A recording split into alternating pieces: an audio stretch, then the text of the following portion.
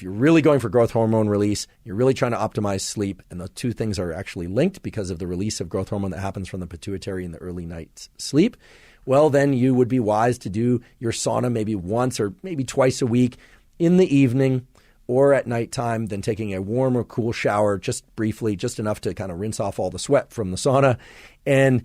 then get ready for sleep. And to do that, not necessarily fasted, but to try and keep your levels of glucose and insulin somewhat low in your bloodstream. The reason I say that is that having elevated blood glucose and or insulin tends to blunt or reduce growth hormone release. And that's true for any number of different stimuli, including exercise and including sauna. If you really want to crank out the most amount of growth hormone in response to sauna, do it fasted, or at least not having ingested any food in the 2 or 3 hours before. You don't have to be deep into a fast. I think for 90% of people, 90% of the time, just getting into the sauna once or twice or 3 times a week is going to be beneficial for the number of reasons that I described earlier. And you don't want to obsess too much about the exact conditions you need in order to get the greatest effect out of that sauna treatment. Now, regardless of what time of day you do sauna or how frequently you do it, you're going to want to hydrate after going in the sauna.